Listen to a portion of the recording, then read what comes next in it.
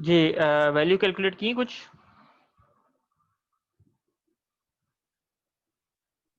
जी sir, voltage निकाल लिया, वो उसको कॉन्जुगेट निकाल रहा हूँ करंट का।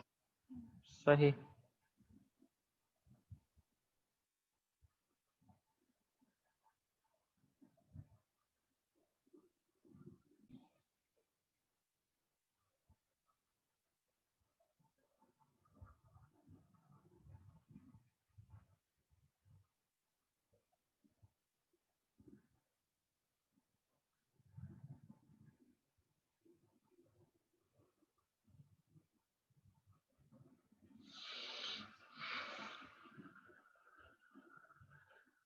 चलें थोड़ा सा देख लें, कैलकुलेशन यहाँ परफॉर्म की हुई है, तो इसको थोड़ा सा वैलिडेट कर लें अपनी रिजल्ट्स के साथ।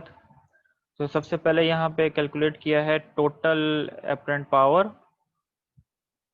तो हमारे सिस्टम में उस वक्त क्या है, अगर हम टोटल इनपुट वोल्टेज लेंगे और टोटल अमाउंट ऑफ करंट लेंगे and then we have a conjugate of this current, then we have the sign reversal here, it would be a positive because आपके पास जो करंट की वैल्यू साइन था वो negative था। So the total apparent power आपके system में जो है वो तकरीबन ऑलमोस्ट 2 kVA है, 2 kVA। और आपके पास जो लोड एंगल है वो that would be equal to 36.9 degree.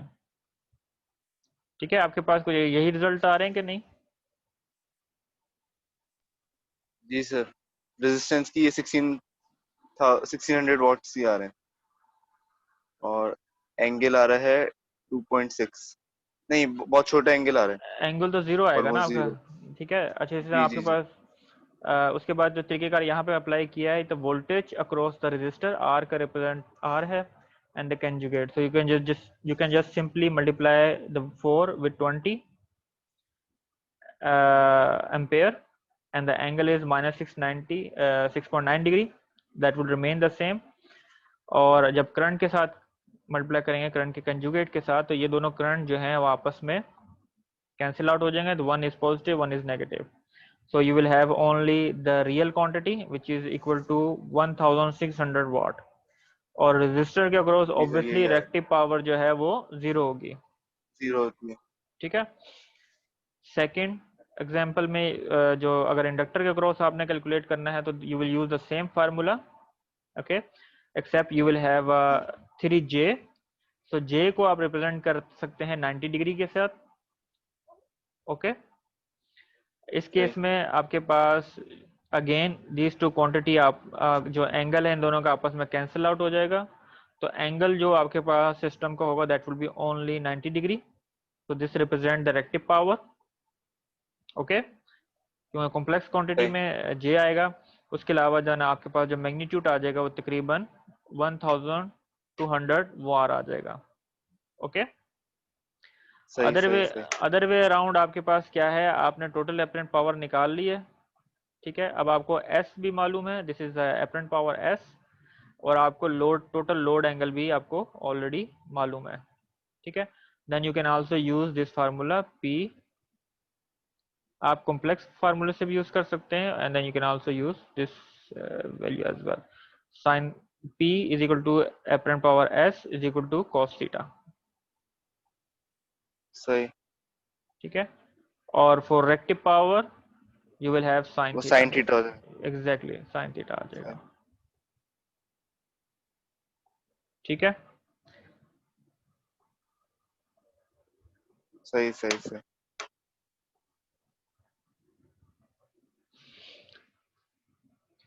चलें यहाँ तक तो बेसिक कैलकुलेशन होगी। यहाँ पे आपको क्लियर हो गया कि अगर आपके पास लैगिंग पावर फैक्टर है तो उस सूरत में रेक्टिव पावर का साइन अगर आप ये नोट करें तो आपके पास ये पॉजिटिव आ रहा है। और अगर आप system it is like a load, तो उसमें लोड के क्रॉस अगर आप एक्टिव पावर कंट्रोल करेंगे द साइन भी यहाँ आपके पास पॉजिटिव आएगा। ठीक है, यहाँ तक क्लियर? जी सर। चलें अब मैं जी। इसमें थोड़ा सा देख लेते हैं साइन कन्वेंशन सिस्टम्स को, ओके। इसमें जो रेफर ले रहा हूँ मैं बुक को मैं अभी शो करूंगा यहाँ पे। यहाँ जो बुक का नाम है power system analysis author John Grainger. ठीक है, अभी व्हाट्सएप पे मैं इस पूरी बुक को शेयर कर देता हूँ क्लास के बाद, तो आपके पास आ जाएगी व्हाट्सएप के ऊपर। ओके, इसमें चैप्टर नंबर 1 है। ओके, एंड पेज 12, तो सिंपल रेफरेंस के लिए यहाँ पे हम जो डिस्कस करेंगे डायरेक्शन ऑफ पावर फ्लो को। सो नॉर्मली यहाँ पे सिंपल एक डिस्कशन की हुई है, बताया गया है कि अगर हमारे पास कोई लार्ज ट्रांसमिशन सिस्टम अगर है तो उस सूरत पे हमें रिलेशनशिप चाहिए है between active and reactive power end voltage बस बार का, या जनरेटर के ऊपर है वोल्टेज, उसकी डायरेक्शन के ऊपर, कि हमें मालूम होना चाहिए कि रिएक्टिव पावर किसी बड़े नेटवर्क में, for example if you have a 2 grid over here, यहाँ पे हमारे पास कोई लोड तो है नहीं, ठीक है, for example this is also a grid and that one is also a grid. तो हमें फाइंड आउट करना है कि हमारी power from grid 1 to grid 2 जा रही है या ग्रिड 2 से ग्रिड 1 की तरफ फ्लो हो रही है। ओके, तो यहाँ पे एक कुछ पावर फ्लो इक्वेशंस हैं, we will derive that in later classes, लेकिन मैं अगर शॉर्ट फॉर्म में लिखूं, अगर आपने इस पावर इक्वेशन को देखा है तो उधर बताइएगा पावर फ्लो इक्वेशन क्या होती है। P is equal to U1 and U2, एक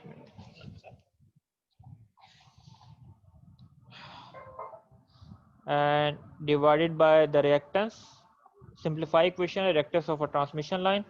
For example, we have U1 over here and U2 over here.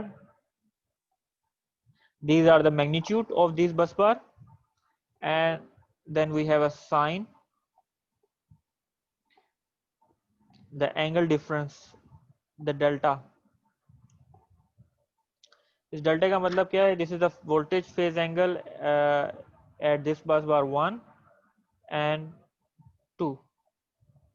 तो आप लोगों में से मुझे कोई बताए कि किस सूरत में, if we understand this equation, किस सूरत में पावर जो है ग्रिड 1 से ग्रिड 2 की तरफ फ्लो होगी और किस सूरत में ग्रिड 2 से ग्रिड 1 की तरफ फ्लो करेगी?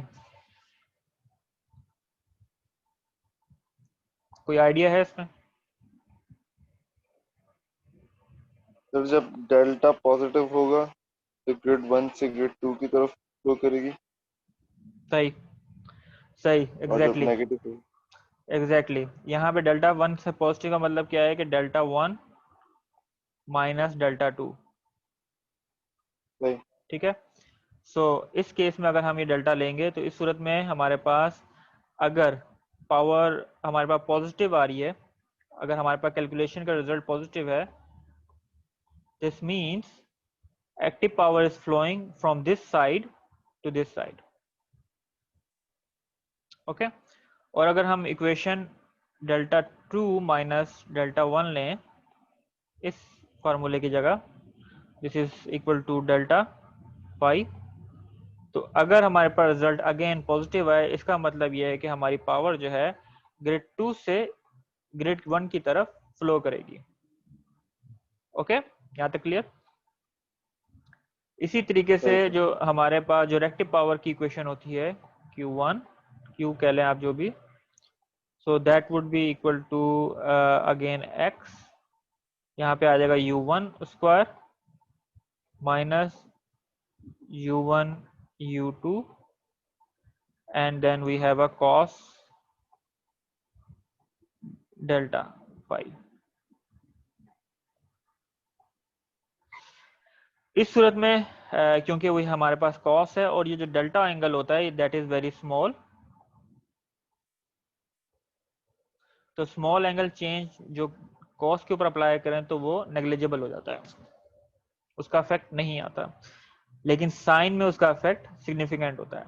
तो इस सूरत में अगर हम ये देखें कि हमारी रिएक्टिव पावर फ्लो है, उसकी जो डायरेक्शन है वो मेनली डिपेंड करेगी वोल्टेज डिफरेंस के ऊपर, ना सिर्फ direction but as well as इस अमाउंट ऑफ कि कितनी अमाउंट वो फ्लो होती है। तो इससे हमेशा पता चल सकता है कि हमारा जो वोल्टेज है वो मेरा हमेशा हायर वोल्टेज से लोअर वोल्टेज की तरफ आपकी जो रेक्टिव पावर है वो फ्लो करवाता है। ठीक है, यहाँ तक क्लियर है? तो इस सूरत में अगर आपके पास रेक्टिव पावर पॉजिटिव आ रही है कैलकुलेशन के तहत, and if you use U1 over here, this means आपकी जो रेक्टिव पावर है वो फ्लो कर रही है ग्रिड 1 से ग्रिड 2 की तरफ। ठीक है, और इसी इक्वेशन में अगर आप U2 स्क्वायर करके लिखेंगे तो that will means you are calculating at this side. उस सूरत में अगर आपके पास ये पॉजिटिव साइन आएगा रेक्टिव पावर का, वो रेफर करेगा कि आपके पास रेक्टिव पावर है ग्रिड 2 से ग्रिड 1 की तरफ फ्लो करेगी। यहाँ तक क्लियर है? सही है सर। जी सर। चलो, अच्छा, जो दोबारा हम आते हैं दोबारा टॉपिक के ऊपर, जो डायरेक्शन यहाँ पे रेफर की है सेक्शन 1.7 पे, वहाँ पे एक थोड़ी सी एग्जांपल के तहत आपको एक्सप्लेन कर रहे हैं कि हम किस तरीके से हम पावर फ्लो की डायरेक्शन को अंडरस्टैंड कर सकते हैं। तो इसकी सिंपल एग्जांपल यहाँ पे गिवन है using a battery sign. So for example हमारे पास एक ब्लैक बॉक्स है, ठीक है, let's assume we have a battery inside understanding के लिए। तो we have a voltage measurement and the current measurement. इसका मतलब है जो करंट, जो मीटर की जो डायरेक्शन बताता है from positive to negative, this means कि अगर current is flowing in this direction तो बैटरी जो है वो चार्ज हो रही होगी and the sign would be positive. यहाँ पे पॉजिटिव साइन कैसे आ गया? फॉर एग्जांपल इस एग्जांपल में हमने लिया हुआ है ऊपर हेयर। सो फॉर एग्जांपल हमारे पास जो E है, the voltage across the battery, let's assume 100 volt है, और जो अमाउंट ऑफ करंट इंटर हो रहा है बैटरी के ऊपर दैट इज 10 एम्पेयर। तो उस सूरत में आपके पास जो पावर है that would be equal to 1000 watt. So this means आपके पास जो बैटरी है वो ऑब्जॉर्व कर रही है एनर्जी को। ओके, लेकिन if the battery is discharging, अगर आपके पास करंट की डायरेक्शन ऑपोजिट हो जाएगी तो उस सूरत में आपके पास जो करंट है that would be -10 ampere and the voltage sign would be -100 watt. Okay, this means this is energy is delivered into the system. तो अगर हम ये देखें, अगर यहाँ इसको सिंपल एक ब्लैक बॉक्स के तौर पे हम इसको रिप्रेजेंट करें, जो कि इस डायग्राम के अंदर रिप्रेजेंट किया गया है, ठीक है। So for example, we have a system, any network, could be any load, generator or a whole network. तो उसके तहत अगर हमारे पास जो the signs are here positive, active power is also positive, reactive power is also positive, and we have a voltages across this terminal with like a two-port network, and then we have a current entering into the system. This means if the P is greater than 0, the system will absorb the power is going inside the network, and if our P is negative, we can say that the circuit जो है वो supply कर रहा है system को। यहाँ तक clear है बात? सही सर। ठीक है सर। अच्छा, और इसी तरीके से अगर रेक्टिव पावर का साइन अगर आपके पास पॉजिटिव आएगा तो आपके पास कौन सी पावर होगी सिस्टम में? That would B lagging, reactive. ठीक है, हाँ दैट वुड बी सही है। इंडक्टिव, सही सही। ठीक है, दैट वुड बी इंडक्टिव।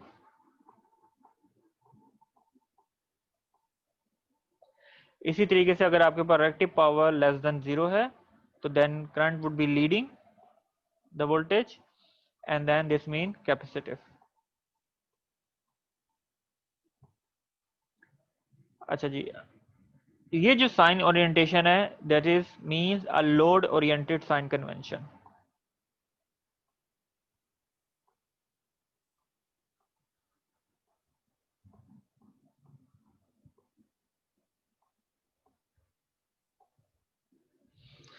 ठीक है, लोड ओरिएंटेड साइन कन्वेंशन का मतलब क्या समझ आता है आपको?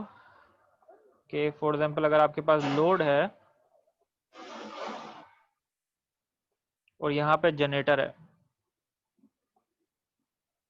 ठीक है, लोड की प्रॉपर्टी क्या है? It consume the power, power absorb करता है, ठीक है। लोड की प्रॉपर्टी यही है ना, नेटवर्क से लेता है। तो अगर लोड की प्रॉपर्टी के मुताबिक अगर काम हो रहा है तो उसका साइन क्या है, पॉजिटिव।